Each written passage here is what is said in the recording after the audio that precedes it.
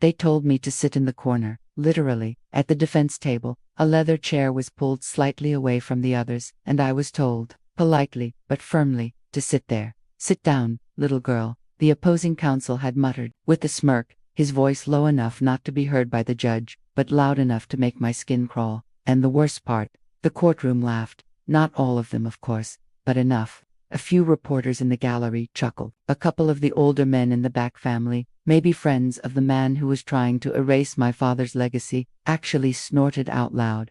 I sat down slowly, with my folder clutched to my chest like a shield. It was a tan leather binder, cracked at the edges, filled with notes in my father's handwriting. I could almost feel his voice echoing inside it.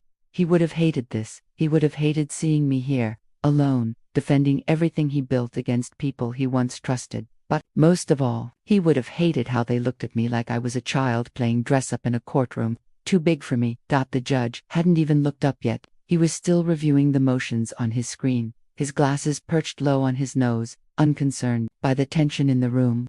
Meanwhile, the other side, 3 attorneys, all men, all older, all confident, kept whispering to each other like this was already a done deal. Maybe to them it was, but they didn't know about the clause, not yet. Not the one hidden in the margins of an old trust agreement, scribbled in ink that was barely legible. They didn't know that I had spent the last 7 months digging through every document my father ever touched, because I knew AU wouldn't leave me with nothing. And if I had to sit here, in the corner, in silence, and wait until the very end to prove it, then so be it. I'd wait, and I'd burn them with truth when the time came. My name is Clara Vance, and 3 months ago, I found out that my father had died. I didn't even get a phone call, just an email from a probate lawyer I'd never heard of, asking me to surrender any keys or personal effects of my father's estate to his business partner, Marcus Ellison. I stared at the screen for almost a full minute, rereading the line over and over. As Mr. Ellison is the designated executor and beneficiary, all assets revert to him under the original terms of the partnership agreement, dated 2002. I felt sick, not because I needed the money, not because I was greedy, but because my father wouldn't do that. He raised me alone. He built everything from nothing, brick by brick, starting with a tiny little commercial cleaning company in the 90s and ending with a property empire. He did it all so I wouldn't have to scrape by the way he did, so I refused to believe that he left me with nothing. I didn't tell anyone, at first. Not my friends, not my boyfriend, not even my mother who divorced Dad when I was still in middle school. I just took a leave of absence from my internship at the firm, packed a duffel bag, and drove back to the old lake house in Hillsborough where he used to keep records no one else knew about. Dust covered everything. His handwriting was everywhere. Yellowed paper, sticky notes, scribbled calculations on the backs of gas bills. He was a dinosaur, really. Refused to digitize most of his personal documents. But I knew that meant something might be hidden, and it was. It took 2 weeks. I didn't eat much. I barely slept. But one night, I found it, an original draft of the 2002 partnership agreement, marked up with red pen, my father's notes sprawling into the margins like a spider's web. And then I saw it. Clause 14.6b. It had been crossed out in the official copy, but here, in his personal draft, it was highlighted in yellow. In the event of the death of either partner, all beneficiary designations revert to the family heir, unless a superseding codicil is notarized and filed. There was no superseding codicil. I checked. The copy they were using, the official version, filed with the state, had no mention of that clause, but I had proof.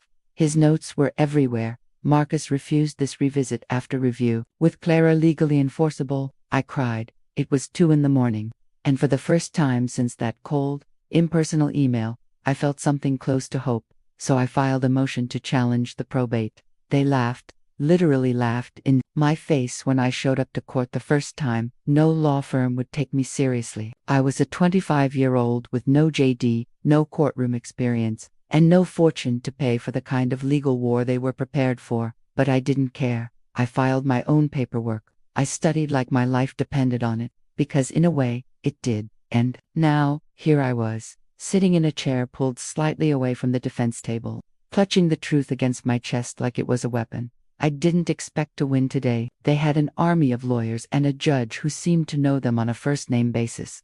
But I didn't come here to be liked. I came here to speak for my father, for the things he meant to say but never did, for the daughter he raised, to believe that the truth is worth fighting for, even if the whole room is laughing at you, even if they call you little girl, because today I might sit quietly, but when I stand I will be heard. Asterisk. The moment Judge Pearson entered the room, the laughter stopped, but the stares didn't. If anything, they grew sharper. It's a strange feeling being studied like you're both a joke and a threat at the same time, like they were just waiting for me to trip, to say the wrong thing, to break, to prove them right. Judge Margaret Pearson was in her 60s, tall and angular, with steel-gray hair pulled into a tight chignon. Her robe was perfectly pressed. Her voice carried the weight of someone who had seen 1,000 cases and was already tired of this one. She glanced at me briefly, then turned to the other table, the one where 3 men in $1,000 suits sat with their laptops open, already acting like they owned the outcome. "We're here for the preliminary hearing in the matter of Vance versus Ellison," she said, scanning the file in front of her. Then her eyes flicked back to me, representing the plaintiff. "Clyde Vance." I stood up, smoothing my skirt. "Yes, Your Honor, I'm representing myself." There it was again, that rustling, barely there murmur in the gallery. Not loud, just ... amused ... She nodded once, businesslike, and turned toward the defense. "Mr. Green, you're representing the respondent." Howard Green rose, all polished charm and courtroom experience. He was the one who told me to sit down, little girl. Now he wore a well-rehearsed expression of solemn concern, like he hated to waste the court's time, but really couldn't avoid it. "That's correct, Your Honor. And with your permission, I'd like to move for immediate dismissal." The judge raised an eyebrow but said nothing, gesturing for him to continue. "We believe Miss Vance's claim, while understandable in its emotional context, is completely without legal merit. The partnership agreement in question was filed, signed, notarized, and sealed in 2002. It clearly designates my client, Mr. Ellison, as the sole surviving beneficiary. There are no amendments, no codicils, and no contradictory versions filed with the court or the state." He turned, slowly, toward me. "The performance was calculated. Miss Vance is, understandably, grieving, and I don't blame her for wanting closure. But this courtroom is not the place for wishful thinking or family speculation." He delivered the final line with a faint smile, like a professor correcting a student's mistake in front of the class. My hands were clenched so tightly around my folder that my knuckles were white. The judge turned to me. "Miss Vance, do you have any response to Mr. Green's motion to dismiss?" I cleared my throat. "Yes, Your Honor, I do." My voice cracked, just slightly on the first word. I hated that, but I pushed through. "I understand what Mr. Green is saying, but I'm not here with speculation. I'm here with evidence. I've located a copy of the original 2002 agreement, the draft written and annotated by my father before the final version was signed. That draft includes Clause 14.6b, which states that in the event of one partner's death, assets revert to the family heir unless a superseding codicil is filed." I paused and opened my folder, holding up a plastic-sleeved page. There was no such codicil filed, which means that clause, whether it was removed intentionally or not, remains legally relevant. A beat of silence. The judge blinked. Mr. Green blinked twice. I could see the tension ripple across Marcus Ellison's face, like a crack spreading across a mirror. He hadn't expected me to actually read the contract, or understand it. Judge finally spoke. "Do you have a copy of this annotated draft for the court to review?" "Yes, Your Honor. I have copies for all parties." I handed them to the bailiff, who distributed the papers. And in that moment, walking down that aisle, calm and deliberate, I swear, I could hear my father's voice in my head. "You don't need to shout to make them listen. Just show up with the truth, and let it do the shouting for you." As the judge began reading the highlighted section, I turned slightly and caught the flicker of panic in Mr. Green's eyes. Hadn't seen this coming. None of them had. They thought I'd crumble. They thought I'd show up with tears and memories, and nothing more. But what I had in my hands was legal language. Specific, binding language that changed everything. And they knew it. The judge looked up after a long silence. "Mr. Green, was this clause ever filed in the original record?" He hesitated, for just a second. But that second was enough. "Not in the final, signed version, Your Honor." and we maintain that only the executed document holds legal weight. The judge nodded slowly, and Miss Vance asserts that there was no formal amendment filed to override Clause 14.6b. That's correct, Your Honor, I replied, and I've already submitted a request to subpoena the law firm that handled the 2002 agreement. If they testify that the clause was removed without a notarized amendment, then that makes the original intent of the agreement questionable. It was a risk, a big one, but it was my only shot, because I had already spoken with one of the junior associates from that firm, anonymously, and he'd hinted that there were discussions between my father and Ellison about changes to the agreement, but no official documentation was ever filed. If I could get that on record, even as testimony, this case wouldn't be so easy to bury. The judge leaned back in her chair, fingers steepled. I'll need time to review this in full. For now, I'm denying the motion to dismiss. A formal evidentiary hearing will be scheduled. I didn't hear the rest of what she said, because the room was silent. No chuckles, no side comments, just silence. For the first time since I walked into that courtroom, no one was laughing. After the hearing adjourned, I stepped out into the marble hallway, trying to breathe like a normal person. My hands were still trembling. I had made it through the first battle. No one had thrown me out. No one had ruled against me. But the war was just beginning. The legal system isn't a place for underdogs. It's a labyrinth of rules, language, and timing, and they were all stacked against me. I had one piece of paper, and a memory of the kind of man my father was. They had 3 lawyers, a fleet of clerks, and decades of experience. Still, for the first time since this all began, I saw something new in their eyes: hesitation. I wasn't just the grieving daughter anymore. I was a problem now. I was packing up my binder when I heard a voice behind me. "You sure you know what you're doing, kid?" I turned. It was one of the younger men from the defense team, probably an associate. Polished, maybe mid-30s, expensive watch, shiny shoes. I didn't recognize his name, but I recognized the tone. He wasn't trying to intimidate me. He was trying to belittle me softly, casually, like a big brother who thinks you're playing with something dangerous and is gently trying to push it out of your hands. "Excuse me," I said. He gave a half smile. "I mean, it's a nice story, what you said in there, about the draft clause. And I admire the guts, honestly. But do you really think a judge is going to side with an unfiled, handwritten draft over a sealed contract signed 20 years ago?" I looked at him. He expected me to flinch. Instead, I stepped a little closer. "I don't expect the judge to side with the story," I said. "I expect her to side with intent, and if I can prove that Marcus Ellison manipulated my father into omitting that clause and never had it properly amended, then yes, I think the court will care very much." His face tightened just a bit. I went on, more quietly now. "Besides, you should know something.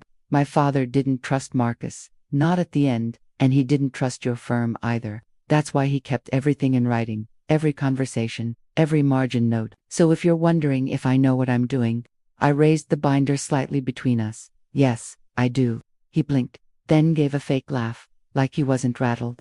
"All right then. Just don't say nobody warned you, kid." He walked off. I didn't follow him, but inside, something snapped into place. They weren't laughing anymore, not because they respected me, but because they were starting to get nervous, and that meant I was getting close to something. I drove straight from the courthouse to a storage unit on the east side of town. It was one of the last places my father had rented, and it wasn't listed in any of the official estate documents. I had only found it because of a scribble in one of his old journals. March 8th, Dropbox at 73 West Union. Clara, ask me later. But I never got to ask. That I found the key in the back of his watch drawer 2 weeks ago. The unit was small, dim, and smelled faintly of metal and dust. But inside were 6 large banker's boxes, neatly labeled in his handwriting: partnership, legal properties, personal Ellison, correspondence Clara future, insurance. Lettucey sat on the cold floor and pulled out the box labeled Ellison correspondence. It was packed. Letters, emails, notes, printouts of texts. He had saved everything. The kind of things people think disappear in the digital age. My father printed and filed. Some of the emails were highlighted. Some had handwritten comments next to them. I found one that made my stomach flip. Subject: Clause 14.6b. Please remove Marcus. I still think this is a mistake. Clara is my heir. You know that. Removing that clause without filing an amendment feels dishonest. GV, there it was. Proof that my father objected, that he pushed back. And yet, that clause still disappeared from the signed contract. I took a photo of the email and kept digging. After 2 more hours, I found something else. Tucked at the bottom of the Clara Future box was a sealed envelope on the front. In my father's unmistakable handwriting were 3 words: only if necessary. My breath caught. Inside was a single page, notarized, a sworn statement dated 6 months before his death. I, George Vance, affirm that, in the event of my death, I intend for my daughter, Clara Vance, to inherit my shares and property under the original terms of the 2002 partnership agreement, including Clause 14.6b, which was discussed but never officially amended or removed. Signed, stamped, witnessed by someone named Alan Rhodes. It was exactly what I needed: intent, in writing, sworn, legal. Suddenly, the fear in my chest turned into something else. Fire. I called the courthouse that night and filed a request to submit new evidence. The woman on the phone hesitated when I told her I was self-represented, but she didn't argue. I had followed all the rules so far. She scheduled me for a review session with the judge for the following week. 7 days. 7 days to pull together everything I had and prepare for the hearing that would determine whether I had a case, or whether they'd bury me with a laugh. I wasn't ready. But I would be, because Marcus Ellison had no idea what was coming. And this time, when I walked into that courtroom, I wouldn't be sitting in the corner. The days leading up to the review hearing were a blur of paper cuts, sticky notes, and caffeine. My small apartment was taken over by files. The coffee table became a war room, the couch a graveyard of case law printouts, and my binder. It had grown now a beast of tabbed sections, color-coded highlights, and a post-it army. I didn't sleep much. I kept thinking about that sealed envelope labeled, only if necessary. Did he know? Did my father know he was being cornered? That someone was trying to outmaneuver him? Or did he just know Marcus? The man I had called Uncle Marcus growing up. The man who gave me birthday presents and promised to save me. The corner office one day. It was on the 3rd night around 1 a.m. when I remembered something from the old days. A name. Alan Rhodes. He was the notary who signed the statement in the sealed envelope. But that name was familiar long before I saw that document. I pulled out an old family photo album, one I'd brought back from Dad's lake house, and flipped through until I found it. There he was. Alan, younger, smiling, holding a beer, at a company barbecue, wearing a shirt with GV and Ellison Properties embroidered on the chest. He wasn't just a notary. He had been Dad's first employee, and later, quiet, reliable, invisible, a third-party witness to nearly everything behind the scenes, and he was still alive. I found him through a property address my father had left behind, a little cabin in the mountains where Alan had supposedly retired. I drove there the next day. He answered the door slowly. He was older now, maybe late 60s, maybe early 70s, with a trim white beard and eyes that held the weight of someone who'd seen too much. Clara, I nodded. He let me in without another word. The cabin was simple. 1 room, a fireplace, no TV, just books, a kettle, and silence. I told him everything. About the courtroom, about the clause, about the hearing that was coming. He sat through it all. UNMOVING. When I finally finished, he rubbed a hand across his jaw. I told your father not to trust Marcus. You knew. I saw. Clara. He stood and walked slowly to a drawer near the fireplace. From it, he pulled out a thin manila envelope and handed it to me. Your father made me promise to keep a copy, just in case. Inside was another version of the sworn statement. Same wording, same date, same stamp. But this one was signed in duplicate. He was afraid Marcus would try to bury the original. I had this notarized, off the books, with another witness. I've kept it all this time. Tears burned at the edges of my eyes. Why didn't you come forward? He looked away, because they told me to stay quiet. Marcus made it clear he'd come after me if I interfered. And I didn't think you'd fight. I thought you'd walk away. I stared at him. You thought I'd walk away from my father's legacy. He shook his head. No, I just thought you didn't know how to fight like this. I stood. Well, I do now. Back at home, I added Alan's copy to the growing file of evidence. 2 statements, 1 notary, 1 backup witness. I wasn't just building a case. I was building a wall they couldn't climb over, but there was still one thing missing, one last move I hadn't made, and I had exactly 5 days left to make it.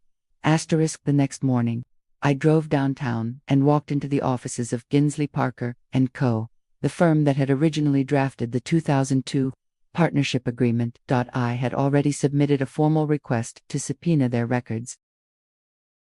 But I needed more. I needed someone, anyone, to talk to me. I sat in the lobby for 42 minutes before someone finally came down. His name was Caleb Shaw, a junior associate with tired eyes and a loosened tie.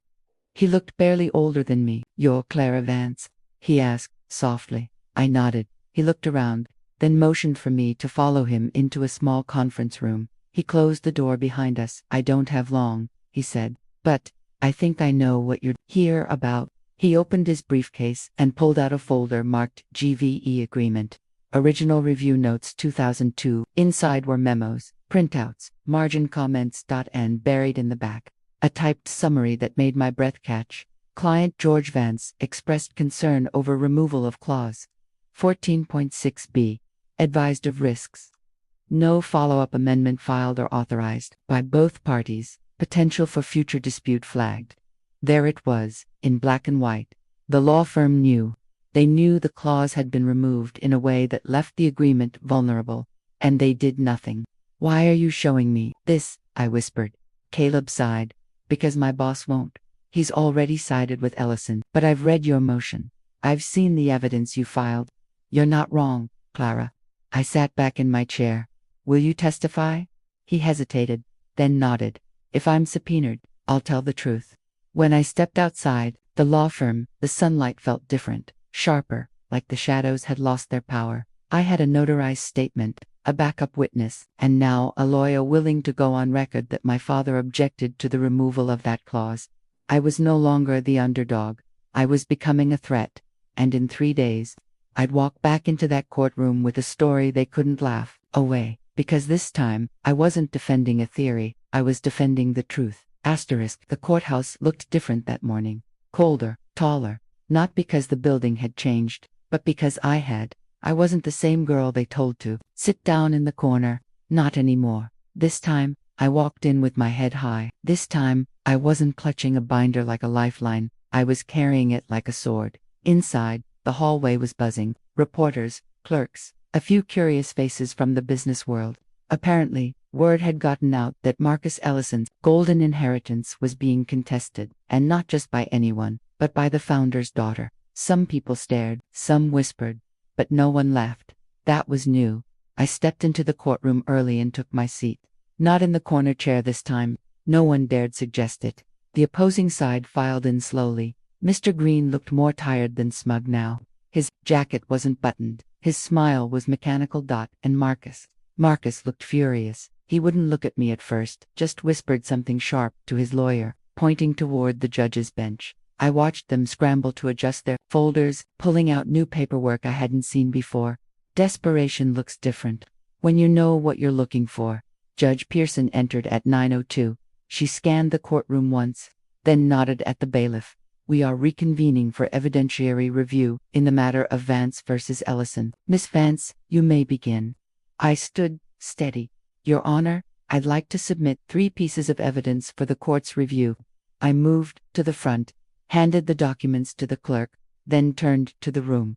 First, a notarized statement from George Vance, dated 6 months before his death, affirming his intent to pass ownership of his shares and assets to me, his daughter, under the original clause 14.6b. Second, a matching backup copy of that statement, held in safekeeping by Mr. Alan Rhodes, a former employee and designated witness. And third, an internal memo from the law firm Ginsley Parker & Co., dated 2002, acknowledging that clause 14.6b was removed from the contract without a formal filed amendment, and that the change could be legally disputed. I took a breath. Additionally, I have requested that Mr. Caleb Shaw, an associate at the law firm, be made available for questioning regarding that memo. The room went still. Judge Pearson raised her eyebrows, the first flicker of visible surprise I'd seen from her. Mr. Green stood abruptly. "Your Honor, this is an ambush. These documents were not included in the original motion." and they were submitted in accordance with the court's evidentiary deadline. The judge cut him off. I have them time-stamped from 3 days ago. You've had time to review, he faltered. She turned to me. Miss Vance, please summarize your claim again for the record. I looked directly at Marcus for the first time since entering the room. He looked back, and in that moment, it was like we were the only two people there. My father trusted the wrong man, I said. He built a company with Marcus Ellison, and when he got sick, Marcus manipulated him into signing a version of their partnership agreement that no longer protected me. I paused, but my father knew something was wrong. That's why he documented everything. That's why he left behind a statement and a witness and proof that the clause was never meant to be removed. I turned back to the judge. I'm not here to claim what isn't mine. I'm here to protect what my father wanted for me. And now, I have the evidence to prove it. They called Caleb Shaw to the stand that same morning. He walked in like a man walking a tightrope, nervous, but upright. Green tried to rattle him, asked about his rank, his limited experience, tried to paint him as a well-meaning junior who didn't understand the bigger picture. But Caleb didn't budge. He held up the memo, read from it directly, looked the judge in the eye and said, George Vance expressed concern about the removal of Clause 14.6b. He wanted it in. He was told it could be dealt with later. But to our knowledge, no amendment was ever filed. And there was never a meeting where both partners signed off on the change. Silence. The kind that wraps around you. Green objected, weakly. Something about lack of first-hand knowledge, but the judge overruled. Then she looked at Marcus. Mr. Ellison, would you like to make a statement? He stood, slowly, adjusted his tie, cleared his throat. With all due respect, Your Honor, Clara is mistaken. George and I discussed this clause at length. He ultimately decided that the business should remain with me. He paused, glanced toward me. She was young, naive. George knew she didn't have the experience or the drive to run a company of that scale. It wasn't just a statement. It was a knife, designed to humiliate me, one last time. But I didn't flinch, because I had heard those words before, in different forms, from different mouths. You're not ready. You're too emotional. You don't have what it takes. But that morning, the courtroom wasn't laughing, and neither was the judge. She looked over her glasses at Marcus, and yet, despite his alleged intent, Mr. Vance left behind multiple written confirmations of the opposite, including a notarized affidavit. Marcus swallowed hard. For the first time, he looked small. Court adjourned at noon. The judge didn't make a ruling yet. She said she needed to review everything formally, but her tone had changed. The courtroom had changed. As I gathered my things, Green approached me, not smiling this time. You've made this a lot more complicated than it needed to be. I stared at him. Good. That means I'm doing it right. I walked outside into the sunlight. And for the first time in weeks, I didn't feel like a girl fighting giants. I felt like a woman reclaiming everything that had been stolen from her, with words, with evidence, and with the truth. They had called me little girl, they had laughed, but now they were waiting for the judge to decide, and I already knew which way the walls were leaning.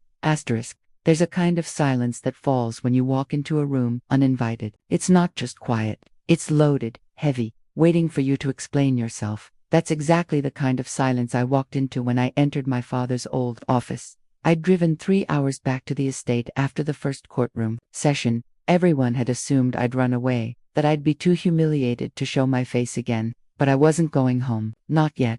The house smelled the same, cedar and cigar smoke, like a memory that refused to fade. I hadn't been here since I was a teenager. Not really.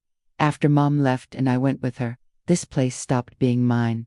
But now, I had a reason to return, a single thread I was determined to follow. It started with something Mr. Burroughs had said. There were clauses your father once mentioned, but they were scrubbed from the final copies. He was pressured. Pressured by who? The name Elliston didn't just appear in my life at random. Marcus Elliston had been my father's business partner for 30 years. When I was young, I remember seeing him at barbecues. He brought flashy gifts and laughed too loud. He was the kind of man who made other men feel small so he could feel big. Now, he was trying to erase me. Again. I stepped into the study. Dust clung to the shelves. The old desk, massive and ornate, sat like a sleeping beast in the middle of the room. I walked around it, running my hand along its edge until I found the drawer. The one I used to sneak candy from as a kid. Asterisk, it was locked. Of course it was. I pulled a bobby pin from my hair, a habit I'd picked up watching too many crime shows in college, and after a few tense moments and 2 broken pins, it clicked open. Inside was a pile of notebooks, leather-bound, familiar. Asterisk, I pulled one out and flipped through the pages. Meetings with Ellison. June 2001. Asset Division Proposal. Draft 3. Alternate clause, Burroughs version. Handwritten. My breath caught. I scanned it again, slower this time. There it was. A handwritten note from my father.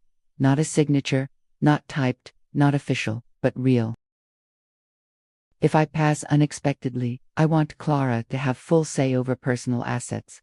Marcus can handle corporate. She gets what's left of the house, the orchard, and the summer place. I blinked fast. He had written me into the original plan, not the company stock, not the flashy stuff, but the real things, the places that mattered to him. To us. I flipped the page and found a second note, this one underlined. Ellison insists on removing this, says it's unnecessary. I disagree. They removed it and buried it, but not well enough. I spent the rest of the night digging. Old documents, tax filings, drafts upon drafts of contracts with margin notes in my father's handwriting. It all painted a story, not just about me, but about how much Marcus Ellison had slowly inserted himself into every crevice of my father's legacy, quietly, strategically. There were dates where Marcus's name appeared next to edits, whole sentences struck out, clauses redacted, and yet he never touched the margins. The handwriting was my father's, and it was angry. This is not what I agreed to. Marcus is overstepping. If this goes forward, Burroughs needs a sealed backup. Sealed backup. Burroughs. He. Single quotes. D hinted as much at the diner. Could it be? Drove back into town before sunrise. Burroughs' office wasn't open, but I didn't care. I waited outside in my car until he arrived just after 7 a.m. Coffee in one hand, briefcase in the other. When he saw me, he didn't look surprised. He looked tired. Clara, he sighed. You didn't sleep, did you? No, I said. And I don't think you did either. We went inside. The walls were lined with degrees, dusty picture frames, a small plastic cactus on the windowsill. I found the notes, I said, placing the leather notebook on his desk. He opened it, flipped to the marked pages, and exhaled. This was the original plan. Before Marcus started pressing him, I leaned in. You said something about a sealed backup. He hesitated, then stood, walked to the file cabinet in the corner, and unlocked it.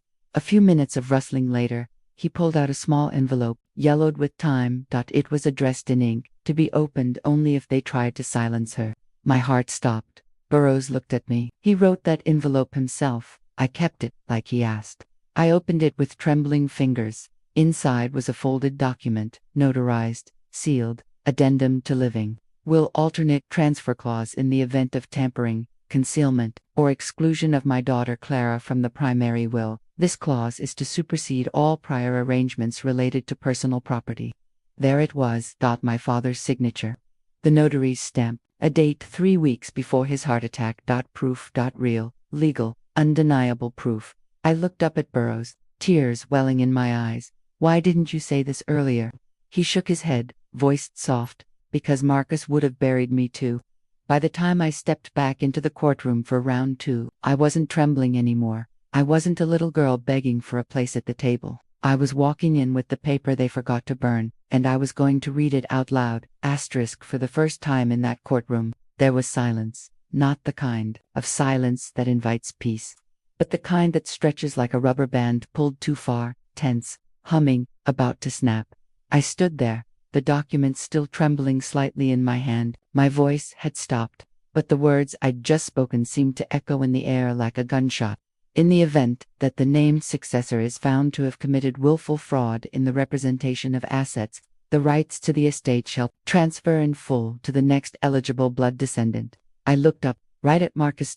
His jaw was locked so tight, I could see the tendons flexing beneath his skin, and then finally, I smiled, because no one, not a single one of them, had counted on me reading the contract, certainly not all 87 pages, and definitely not the footnotes. I had spent nights going through that document word by word, learning the legal terms, researching precedents, trying to decode every vague line. My eyes had blurred, my back had ached, but I kept going, because I knew my father wouldn't have left things so incomplete, and now I had proof. The courtroom was still frozen. The judge blinked, adjusted her glasses, and leaned forward. Miss Vance, can you direct us to the specific section? I nodded. My throat was dry, but my words were clear. Appendix D, subsection 9. It was filed as part of the second revision to the trust agreement, dated 5 years after the original will. It was buried in the supplementary documents under conditions for forfeiture. I turned, placed the document carefully on the evidence table, and stepped back. Howard Green stood slowly, clearly rattled. Your Honor, I object to this being considered without prior notice. This clause was not presented during initial discovery. The judge raised a hand. Counselor, you had access to the same set of documents. If you missed the clause, that is not the court's responsibility. Miss Vance appears to have found it within the original material. She paused, reading again. And the language is clear. Marcus finally spoke, voice tight and venomous. This is ridiculous. My father, her father, never said anything about transferring the estate to her. That was never the plan. I didn't look away from him. Maybe not the plan you knew, but it was the plan he wrote down. I could feel it, the shift, like the tide turning. The attorneys exchanged glances. I saw one of Marcus's legal team whisper something and tap frantically on a tablet. Meanwhile, I stood very still. Everything in me wanted to scream, cry, shake someone, but I kept my posture. Just like I'd practiced. The judge cleared her throat. This court needs a recess. We'll reconvene in 20 minutes. I want both parties prepared to discuss the validity of the forfeiture clause and whether it applies to Mr. Ellison's actions. Understood. We all nodded. Bang of the gavel. Everyone rose, and as people filed out of the courtroom, I caught snippets of hurried conversations. One of the interns dropped a folder. Marcus's shoulders were rigid as he walked past me without a glance. But Green, he stopped beside me, smiled that same smug smile, except this time, it wavered. Clever, but you're not going to win. This clause is old. Courts don't love ambiguity. Enjoy your little moment. Clara. I met his gaze. It's not ambiguity. If it's signed, it's law. He scoffed and walked off. Back in the hallway, I finally let out the breath I'd been holding. My knees were weak, but I refused to sit. A voice behind me, that was impressive. I turned. It was Ms. DeWitt, the paralegal, who'd smuggled me a smile back on day one. She had kind eyes and a no-nonsense haircut. I thought you were just another emotional heir with no strategy, she admitted, but you came prepared. I had too. It's not like anyone else was going to fight for me. She nodded. I took a peek at that appendix while the court was still going. You're right, they overlooked it completely. If the fraud can be proven, that clause changes everything. I know. But Marcus isn't going down easy. Be ready. I was more than ever. When we returned to the courtroom, everything had shifted. Green was stiff. Marcus looked pale. The rest of his team had that forced calm that professionals put on when the ship is taking in water. I sat down with my folder in front of me, hands resting over the highlighted pages. I knew exactly what I'd point to. I'd memorized the sections, the dates, the signatures. The judge entered and got straight to it. Counselors, based on the document presented, I see sufficient grounds to proceed with an evidentiary review regarding the forfeiture clause. Miss Vance, you will be allowed to present your case to prove willful fraud. Mr. Ellison, your team may respond accordingly. She looked at both sides sharply. This case just became much more complicated. It was official now. This wasn't just a formality. This wasn't a little girl shouting into the wind anymore. This was real. And I was ready. The week leading up to the continuation of the hearing felt like walking through fog. I couldn't think straight, couldn't sleep. I'd stare at the ceiling of my tiny apartment, hearing the echo of Marcus's voice in my head. You were nothing but a child. You still are. I told myself I didn't care, that the courtroom laughter didn't sting, but of course it did. And then I remembered something, a dusty photo album, buried in a storage bin in my mother's attic. I took the train across state lines and went back to the house I grew up in.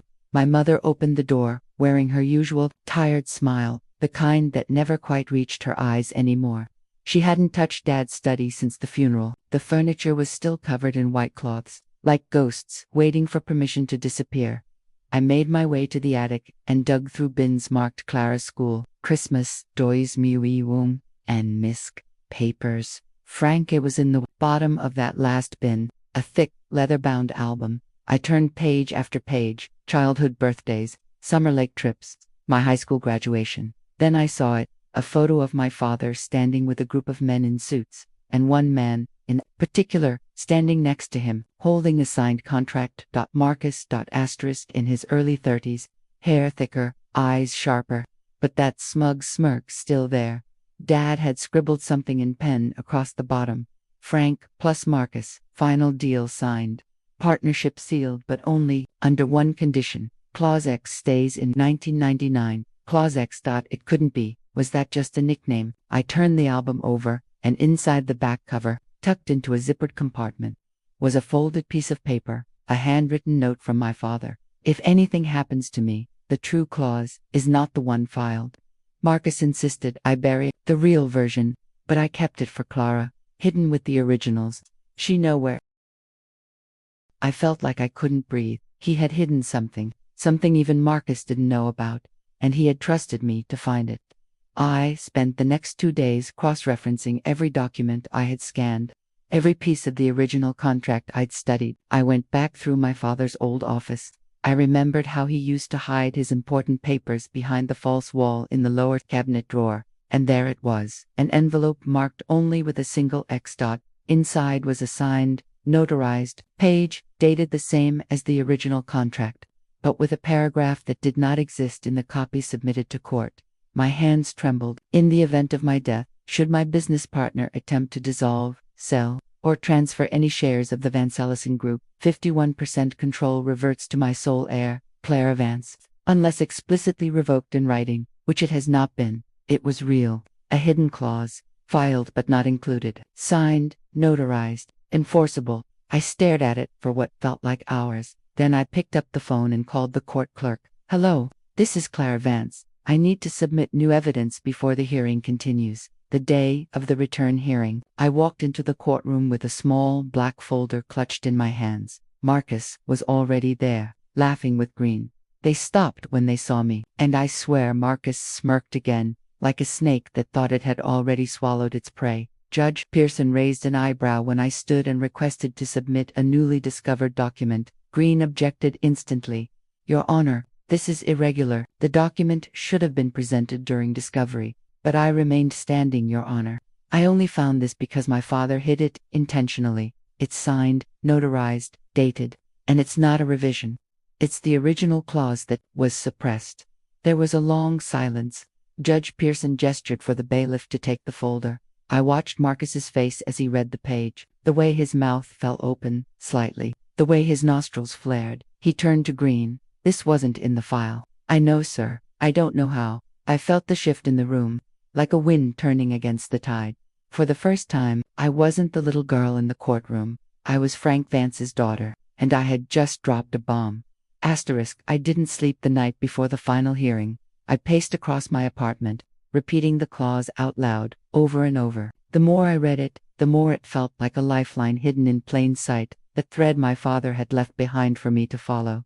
Clause 7b, subsection 4. In the event that the beneficiary, Marcus Ellison, is proven to have violated fiduciary duties as outlined in Articles 3, 6, and 9, or if said beneficiary is found to have engaged in coercive, fraudulent, or manipulative practices involving the deceased, said inheritance shall be deemed forfeited and immediately revert to the alternate beneficiary, Clara Vance. It was real, it was dense and buried under hundreds of pages of contracts, and no one, not Marcus, not his team, had seen it, or maybe they had and hoped I never would.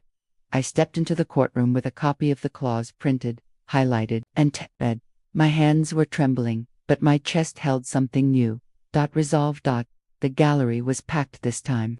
Word had spread. The little girl is going up against the Ellisons.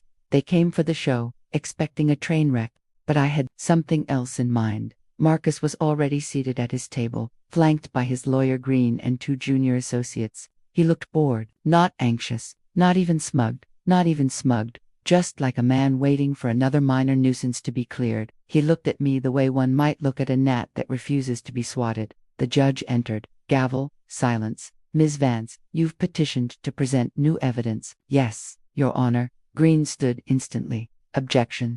This is a stunt. We've submitted all final documents. This court. The judge held up her hand. Mr. Green, sit. I'll hear her out. I walked to the center with the printed contract in hand. I could hear someone in the back snicker. I took a breath, then held up the page. This is from the original version of my father's partnership agreement with Marcus Ellison, filed in 1995. It contains a clause 7b, subsection 4 that was removed in later copies submitted to this court, but the original, signed and notarized, is still legally binding. The judge leaned forward slightly. Green, suddenly less smug, flipped through his own files. I have it here, I said. May I read it aloud? Proceed, the judge said. I cleared my throat, and then I read word for word. My voice didn't shake.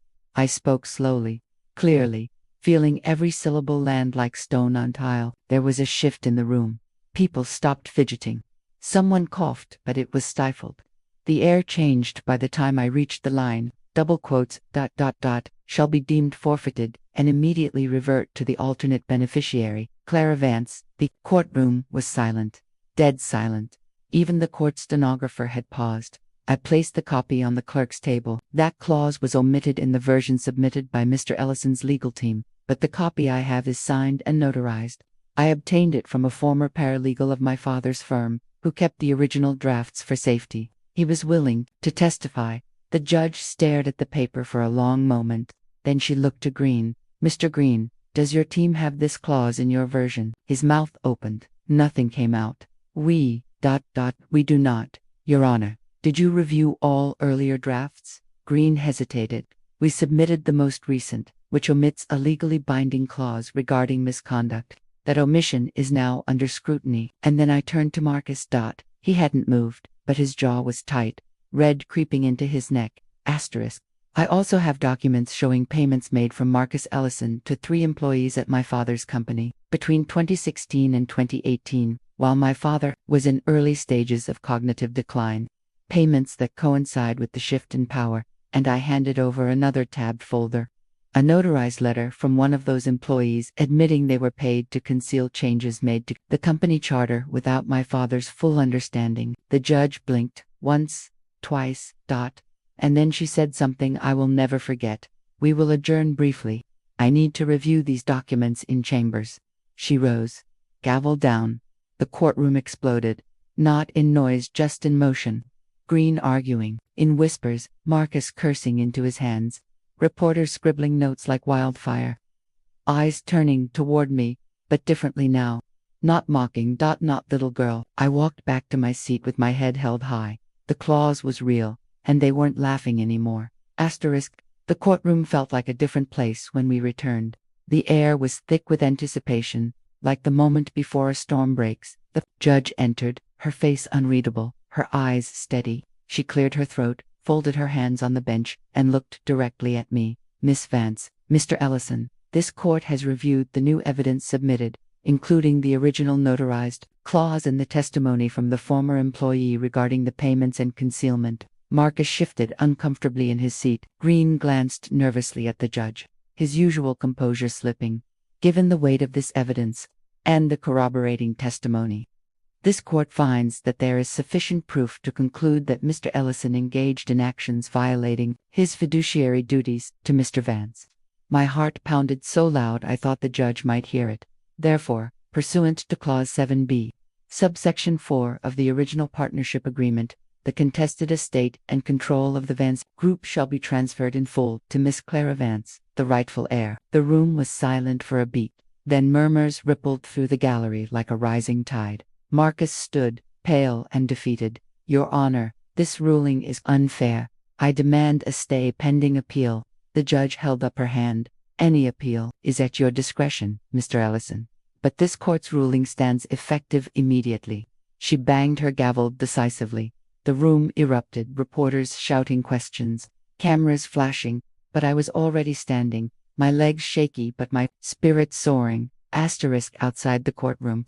The sun was warm on my face. a sharp contrast to the cold tension inside. My phone buzzed. Messages of congratulations from friends, strangers, even former colleagues who'd never believed in me before. My mother hugged me, tears streaming down her face. You did it, Clara. You fought, you won.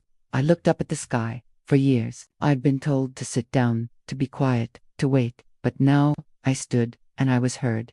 The years that followed weren't easy. Rebuilding a fractured company, earning the trust of wary employees, navigating the shadows Marcus left behind.